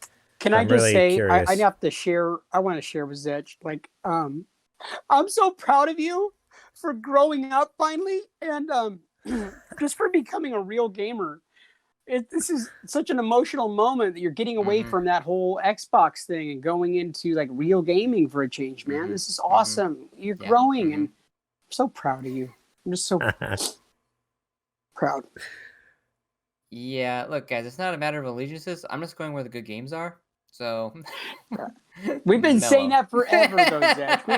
No, but that's the whole point. We've been saying that forever, is that PlayStation is putting out the better games. They just are. That's really, at least at this point. At least at this point. Like, obviously, Xbox could come out next month and totally destroy PlayStation. I still think Xbox is a better console, especially after playing off the X. Like, I will play on my Xbox. If it's a third-party game, I'm buying it on my Xbox. I love my Xbox. I love the controller. I love the UI. I love the fact that all the games look better. But I tell you what, guys, that PlayStation lineup, this whole show, not to mention, let's be fair, let's be honest. The presentation overall, I'm talking about like the look and feel of the presentation, was leagues ahead of the Xbox presentation. Yes. It was like, I was listening to Colin's Last Stand, and Colin Moriarty put it, he's like, well, it's nice to see that they decided not to go with the ISIS hostage video for their presentation, like Xbox did, and actually went with an actually really well put together presentation. Having like the cheap, crappy webcams, like they couldn't. You'd think they could have sent at least the 5 people who were part of it, sent them all the same webcam and sent them all the same microphone. So at least like they're the same video quality, but they didn't. It's like they all different webcams, they all different microphones, bad lighting. And I'm banking on the Xbox show rivaling this presentation. That's why I hope so too. Yeah, it'd be awesome. That one, the last one, the Xbox one, was all about third-party games. I mean, like, the third-party one, right? They got to come out swinging heavy. They got to. Yeah, 100%. So it's gonna be. They have a lot to prove. Yeah, I feel like Xbox was kind of in the lead for most of this so far, and PlayStation was like, "Okay, guys, now that you're done, fussing, here's what we actually got planned. Here you go." Right. And it was just game after game after game after game after game. Yeah, it was good stuff. I'm proud of Sony. I'm proud of Sony for coming out, because I honestly, like, for the longest time, it's like, okay, yeah, you know what? Xbox has this. It is what it is. Hopefully Sony can sell some consoles this year, but you know what? Looks like Xbox might have this one. It's kind of sad. Like, that was my internal kind of dialogue a lot of time, because it's like, man, why can't we haven't heard anything at all? And then when this happens, like, holy crap, like, where that was like a right hook out of nowhere that we weren't expecting. And I think that dazed Xbox a little bit. I don't think it knocked them down yet, that's for sure, but it definitely dazed them, and they need to step quick and see if they're going to be able to counter here, or if they are going to go down. I don't know. We'll see. I mean, like, a lot of these like games that they announced, though, most of them are third party. I mean, you really can only count maybe Spider-Man, Gran Turismo, Ratchet so I have a Clank. List. So the actual PlayStation Studios games are Horizon, Spider-Man, Ratchet and Clank, Demon's Souls, Gran Turismo 7, Sackboy, like whatever, Returnal, Destruction All Stars, Astro's Playroom. So there's actually 9 PlayStation exclusive or PlayStation first party games. Like, those are all actually made by Sony Studios. And the only ones that people care about are Ratchet and Clank, Spider-Man, and Horizon. And then as far as indies and everything else, let's see. Oh wait, that doesn't make any sense. Oh wait, yes it does. Okay, so yeah, there's quite a few games. Yeah, So yeah, nine games total that were Sony Studios. Like they all had that Sony Studios title at the beginning, which they just announced that just a couple weeks ago. We talked about that in the news, how they're starting up their new Sony Studios brand, and it was actually really cool to see that at the beginning of all their games. Like right away, cool. Like okay, like this is a Sony first party exclusive. I know this is gonna be good. Nice. I missed the old Sony logo. Yeah, me too. Yeah, the Sony Interactive Studios, orange triangle. Yep. Or a diamond, whatever it was. But whatever. Company's got to evolve, right? Got to get with the times, man. Yeah. Now is the time of the show, unless someone else has something to say. Yeah. Real quick. Game of show. What do you guys say? Oh, game of show. Shoot. I'm going to say Horizon. As far as all the things that were announced, Horizon is the thing that like has me peaked the most. And it could be because I started playing the first one and I'm so jacked. But as far as like the game that was announced that has me the most excited, it's Horizon 2. I'd have to say Resident Evil 8. Mm. Spider-Man was dope, but I kind of expected it. That Resident Evil 8 trailer, man. Yeah. I was leaning towards Resident Evil 8 at first, but I think I got to say Spider-Man also because it's a launch title. That's going to be there at the launch of the game. They said holiday 2020. Yeah. And so that's like, that blew my mind because I was like, when they first started showing it, I'm like, oh, that's going to be like spring. It'll probably come in like February or something. But then when they're like, no, it's holiday 2020, I'm like, holy cow, like that's insane to have like a new Spider-Man experience when I bring home that console. That's going to be awesome. They didn't really announce a whole... I mean, how many games did they announce other exclusives as launch titles? Not... like none. None, no. There's only... I think there's only 2 games that are coming out in even 2020, and everything else was 2021 or later. I forget what the other 2020 game was, and it's not here in the notes. But yeah, so Spider-Man was one, and then there's like I think one other game that's coming out 2020. Everything else coming out either next year or later. So that's another thing to consider. You know what I mean? So like those aren't nailed down drop dates. Those are 2021. Right. Those games could take another year to create. End of the year, right? Yeah. So I mean, that's another chance for Xbox to kind of pull ahead, because if they can be like, hey, guess what? We're dropping Halo at launch. We're dropping Forza at launch. We're dropping like some weird spin-off Gears of War game at launch. You know what I mean? Like they can Gears pop. You loved it on the phone. Now it'll probably be Gears Tactics. They will probably move Gears Tactics to it, which would be awesome because that game is phenomenal. Like that's a really good game. So I mean, like they have a chance to have a better holiday lineup with their Xbox launch than PlayStation does at this point. Because I mean, if Spider-Man's all you got, that's not gonna. If it's what they say it is, no, like that won't cut it. It's not gonna be a very big game. It's not gonna keep me playing. I imagine they'll have more. Like, there's no way they launch a console with like 2 games. Like, they obviously have to have more. I just hope they're good. That is a question. Like, okay, what are they gonna announce over the next couple months, and are they gonna be good? Yeah. So we'll have to wait and see. Yeah, but yeah, that was my game of show. And yeah, so anyway, good show. Sweet. Excellent all around. Good showcase.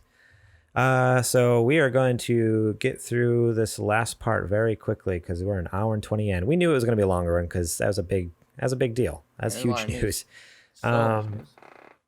So this is the part of the show where we talk about our Patreon.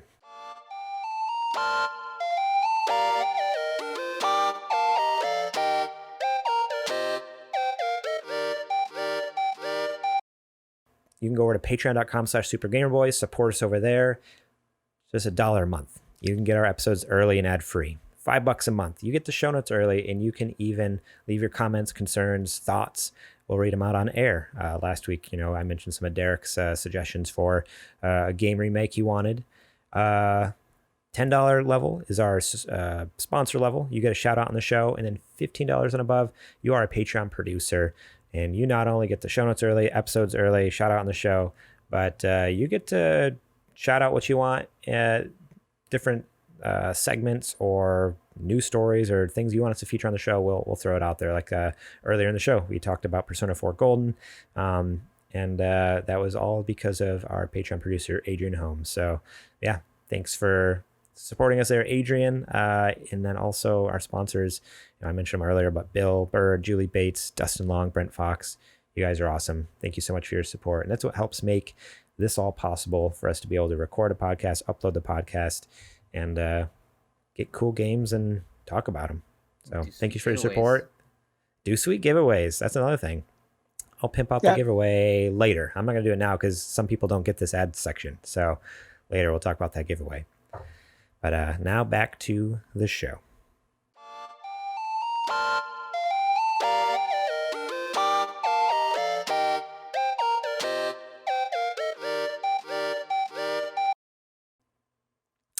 Alrighty. So let's do what you're playing, only because I know you guys haven't played much and I haven't played a ton either. So I think we can get through this pretty quickly and still talk about it. So JJ, anything? Yeah, so I haven't played anything at all this week. I played last week. I finished playing my run through of Last of Us, the original, that, in preparation for upcoming getting this game in a few more days. Last of Us 2, absolutely beautiful game. Still just such a great game. I played it a lot smarter this time around. I used a lot more stealth, and I felt like the game was a whole lot easier by just going in and not rushing in and trying to just go in. Balls to the wall, Yeah. But beating also, people with lead pipes and stuff. Yeah. Yes. And so this time around, it was amazing. And then I also got to play a very small amount of Horizon Zero Dawn. And that game is gorgeous. And that's why I'm so excited about Horizon 2 coming out, because Horizon is just an amazing game with a great story, very similar to God of War. If you haven't got a chance to pick up a copy of that, it's worth it. It's very inexpensive. I picked up a copy for $10 over at the GameStop. So I mean, you can't beat it. Yeah, cool. What about you, Zetch? So over the weekend, I picked up Star Wars Vader Immortal on Oculus. Ooh. It's a pretty good game. I think I played. Awesome. I think I played like 10, 15 minutes of it. But it's pretty insane. Like the way stormtroopers and everything look and feel, and actually feeling like you're in that universe it's never felt like that before. When Vader comes up to you and he's like looking down at you, which I'm used to a lot of people looking down at me, but when Vader is, it's like he's a big dude. I got chills, Oh, man. When you go into hyperdrive, I felt my stomach go into like my throat. It's like, that's whoa. Awesome. That's always so great when a VR game can do that. Like when it has you so immersed that when things are happening, you're like, holy cow. Like, I mean, that's how I felt when I was doing, what was it? There's some racing game, Project Cars, I think had a VR mode for PSVR, and like going around corners, and I feel myself actually like leaning as if like I was like in a car. I'm like, wait a second. Like I'm just sitting on a couch. Like I don't have to lean into the corners as I turn and stuff like that. But yeah, it's so cool when VR does that. Zetch, I've never actually had an opportunity to play Oculus. I've played the PlayStation VR. Would you say that if I haven't played the Oculus, I need to get an opportunity to play some, or what? Oculus is better than PlayStation VR. Yeah, 100%. Way better. Okay. I've played both. I mean, okay. Yeah, no, Oculus is way better. PSVR is very much an entry point. Like that's why it's only like $200 or $300. Like it's cheap. Yeah. It's great for what it is, but it's nowhere near like Oculus Rift. Yeah, no way. No way. Especially if you have a high-end PC, like high-end PC with an Oculus Rift, like you're gonna have killer games and killer graphics on there. If you don't have a high-end PC, you can still get the Quest, which is like its own self-contained console. So all the games, everything you don't have download. to have all the games and everything download right to the headset. Super cool. But Vader Immortal, my favorite part of it, is they have like this like training dojo, like a lightsaber dojo. Mm-hmm. And so I let my son Isaac play it, and they have like all these little like when like Luke Skywalker in Episode 4, he's like on the Millennium Falcon, he's like training with, right, and he puts the visor down. Yeah, so you have like one of those pop up, right, and you play through like basically like these rounds, right? So you're like, oh, you beat one, okay, now round 2 you gotta fight 2 of them, round 3 you gotta fight like a few more, and they keep like ramping it up, right?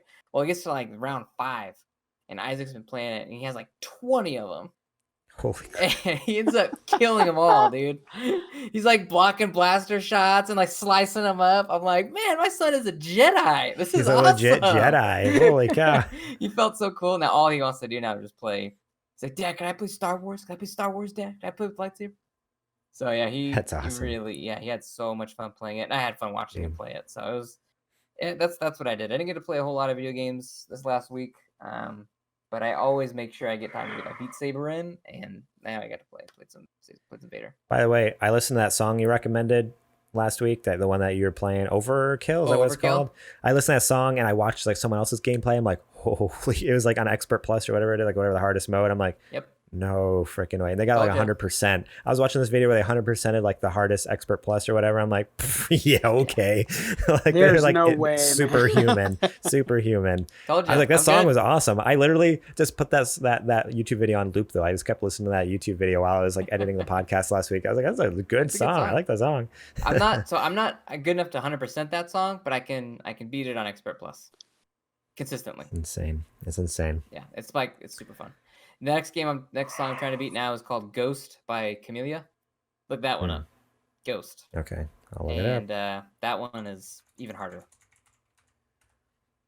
There it is, Camellia. Okay. I will. There's a video here. 91.6% Expert Plus. Yep, that's the video I watched. Wow. That guy. Oh. I'll check that one out after the show again. Maybe I'll listen to that one while I'm editing too. So I have been playing, so Animal Crossing is my typical, I actually remember to buy turnips this week, 580,000 bells worth of turnips. So I'm really hoping to make a huge profit this time around. Maybe I can break 2 million. Maybe I can break 2 million. We'll see. I played more Clubhouse games. Dude, I'm addicted to that. I was playing some Mahjong, the Solitaire. So like just basically like the matching game. I'm super addicted to that, loving that. And then The Last of Us. I mentioned earlier, I started live streaming through The Last of Us. I talked about 100 times on the show the last like 6 months, and I finally did it on Thursday night. I'm like, you know what? I'm going to do it. So I put out a post, 30 minutes later, went live. It was a blast. Toby showed up. Shout out to Toby. Thanks for stopping by.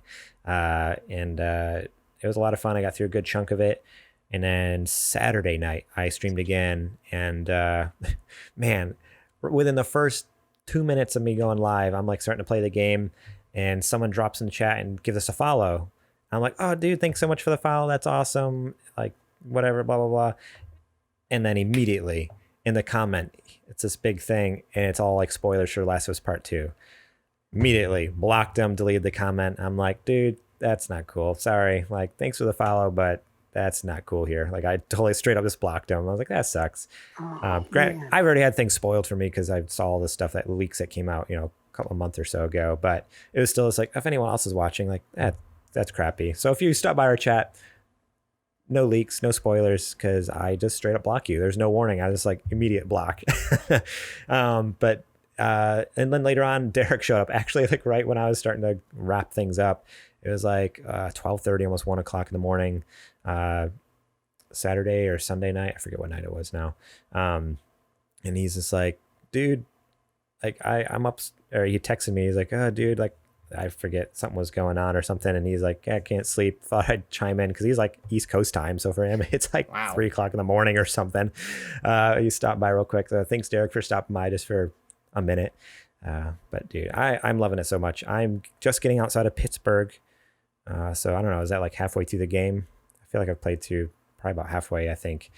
And it's been really cool. There's definitely, like JJ said earlier with his playthrough, it's a lot easier than I remember. I feel like points where I remember specifically getting hung up before, I got through my first try this time. Like, oh, that wasn't as hard as I thought it was. I don't know if I was playing on a harder difficulty before, or I was just made it easier. Maybe, I don't know, something. You're such a jerk. Oh, maybe. That's horrible. maybe that's it. Maybe I just still suck and they just patched it. Doesn't it make us feel a little better that it's like, no, you're playing it several years after playing it, you just become that much better of a gamer. So much better. Really so much better. Yeah. But I'm loving it though. there's like just different things with the characters, with the dialogue, with the story. Like a lot of it, it's all coming back. I'm like, okay, I remember this. But then there's like little things I'm picking up on, like, oh, okay, like I didn't realize like the nuance there, like what the little like that comment meant there, and then even the gameplay, just experiencing some of the environments and actually like looking around, like, oh man, like this was pretty incredible for a PS3 game. Like it's pretty crazy what they were able to do. So I'm loving that. Keep an eye on the social media because I plan on finishing out on stream. I probably won't go live. Well, let's see. Tonight's Monday. You guys won't hear this till Tuesday or Thursday. I might do Tuesday night. I might do Thursday night. I probably won't do Wednesday. So if you're listening to this on Wednesday when it comes out, check social media because it might be Thursday night. I'll try to do some more. Cool.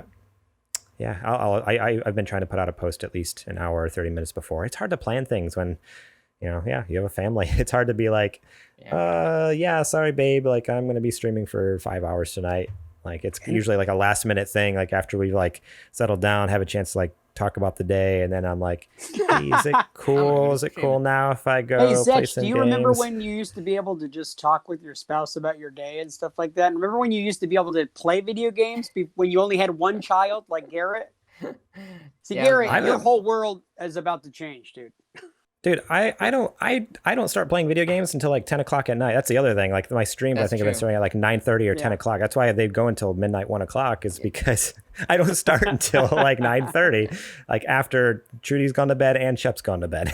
Is that why you would always be late to work and you'd always say, I got stuck behind a train? You're so bad. You're so bad. He doesn't listen to the show. Not funny. The boss doesn't listen to the show. It's not funny. The one episode. Yeah, right. One episode so I was listening to the episode. No, between me and work, there's literally like 4 train tracks. It sucks. I hate it. What? I always get stuck at least one of them. Yeah. Oh man. That's besides the point. So we had a question of the show, but we are at an hour and 30 minutes. So let's save it for next time. Plus, maybe that'll give JJ time to make something up. Yeah, do your Pokemon research. Do some Pokemon research. Yes. It's not a long question. We could honestly answer it in probably 30 seconds, but I think it'd be more fun if you have time. Don't look up Pokemon. I want you to imagine Pokemon. You probably didn't read the question. It's what Pokemon... No, ask the question right now so we can bait it. And we'll save it for next week. What Pokemon would you each use to describe the others as? So like what Pokemon would I use to describe you, JJ, and you, Zetch? And then for you, JJ, I have my answers. So I have my answers. Zetch has his answers, but I think it'd be fun if we gave them all together, and then JJ has a week to not do any Pokemon research, but in his mind, come up with some crazy Pokemon that describes us. Because I think that'd be dangerous. I would love exactly. That. It might even cause us to have the next hashtag and the next world pandemic. Yeah, I mean it could happen. But yeah, let's do it. Cool. Cool. So look forward to that. That question is asked by Sir Prince Lot over on Discord. So look forward to the answer to that next week. Thank you guys so much for listening this week. I know it was a little weird episode. We teased a question for next week and went super long on the news, but there's a lot of stuff that happened. I'm really excited for PS5, and I'm glad you two are, and I'm glad all you listeners are too. Thanks for listening to us for this hour and a half. It really means a lot. If you really love it, we would also really appreciate it if you could go rate and review us on iTunes or whatever podcast service you use. iTunes is the one that really matters, unfortunately. So give us some stars over there. Leave us a review. That'd be really cool. You can find us over at patreon.com/supergamerboys. You can support us there. Remember, just $1 a month. And you get our episodes early, ad-free. Supergamerboys.com/store. You can get some sweet merch. By the way, Zetch, keep an eye on your mailbox. There may or may not be... He's suing you. He's suing you. Something coming for me. Is it anthrax? For you. Yeah, that's what he did to me last time. Mustard gas. Yep. White powder inside of an envelope. I wouldn't open it carefully. Open it carefully. That's all I gotta say. My kids are the ones that open the mailbox. So if you kill one of my kids, I don't think I'll be able to be on the show anymore. As long as they open it gently, they should be fine. Or at least for a couple of weeks. You know, skip out. Cool. You can find us over at supergamerboys.com, at supergamerboys on Instagram and Twitter, facebook.com/supergamerboys. Back to the Instagram thing there. Remember, we have our giveaway. It's #SuperGamerBoys giveaway. Take a picture, selfie with your favorite game, hashtag Super Gamer Boys giveaway. Pretend this is my game. Just like that. And then you post just like that. And That's post simple. it. Hashtag Super Gamer Boys. Let's see. You need to be following us too. That'd be cool if you can follow us. That way, we get the notifications that we're tagged and stuff a little easier. Your profile has to be public, otherwise we can't see it. That too. Yeah. So if you don't have a public profile, I guess that disqualifies you, or you just change it over for a couple days so we can see it, or a month, I guess. So then after 1 month on July 15th is when the contest ends. So I guess what? We'll put everything into a hopper, mix it all together, and pull out one winner, and then announce it on the show following the 15th. Yep. Bingo. Yes, that's how it'll work. Find me over on Twitter at @GMorlang. Find JJ over at Twitter, which we made history. Over the weekend. Man, I was all over Twitter, bro. He checked his Twitter for the first time in like a year and a half, and he even posted like 2 or 3 times. I tweeted like several times. Yeah, bro, what's up? I'm welcome to 2020, yo. Like now I'm fully into the We're only halfway through. Yeah, well, I mean, it took me a while, but I'm into the social medias. In fact, now I'm thinking about getting the Instapot and getting all over that stuff too, man. JJ, if you want to win the giveaway, you're gonna have to get an Instagram. I don't think we can enter into our own giveaway. That'd be I don't know if that's. Oh no! I was gonna enter. No, you definitely cannot win your own money. Yeah. Why not? It's already in my bank account. It'd be easier that way. I did give us a review for the podcast, and he got mad at me for doing that. You can't review our own podcast, but I was like, these guys are really great, especially the funny little fat guy. That's why 5 stars. 5 stars. Why I reviewed it before I became a Super Gamer Boy. There you go. And you can find Zetch over on Instagram at nerd_dads and Zetch Keenan. Both of those have been pretty radio silent because I've been too busy. Life is busy for us all, and the social media unfortunately reflects that for both the podcast and our personal feed. Yeah. What were you gonna say, JJ? Oh, I actually was gonna suggest that Zetch pimp his TikTok channel as well. Oh yeah, you can find me on TikTok, Nerd Dad Zetch. Yeah, Zetch has been phenomenal on TikTok, and I really would love for him to show me how to do it because I've got a lot of inappropriate ideas I'd like to do, and I want to try some of those really popular dances. JJ, you would be so famous on TikTok. He would be the best. Like he'd be number 1 in like a week. Easily. He really would. And so that's actually my goal before 2020 gets done is to become TikTok famous. So get it. You got to download the app, make an account, hit the plus sign, record it. I've already got it. Done it. I just Do you follow me on there? I have not, but I will tonight. Oh, okay. I just got it. Yeah, it is. Yeah, I just got it. Oh, man. Thank you so much to Star Andrews for our logo. Check her out on Instagram at Ground Floor Graphics and Facebook.com/Ground Floor Graphics. And that is our show. All right, everybody. Thank you guys so much for joining us once again. My name is JJ Purdom. That right there, that good-looking dude, that big, bulky fella, that is Zetch Keenan. He is a nerd dad, as well as our captain. I do that in air quotes. No. Oh, wait, we lost you there. We're losing you in the intro, dude. What's going on? Oh no, am I gonna have to outro the show now? There he is. He's back. No. Okay, he's back. Oh, there you are. Okay. I don't know where I got lost, but you were halfway through dissing me. Oh, okay. Yeah. Air quotes and captain. Yeah. Okay, let me go right back to that. He is the captain of the show, ladies and gentlemen. That's Garrett Morlang. Don't forget, we are the Super Gamer Boys. And we will catch you on the flippity flop. Thank God my internet did it. My internet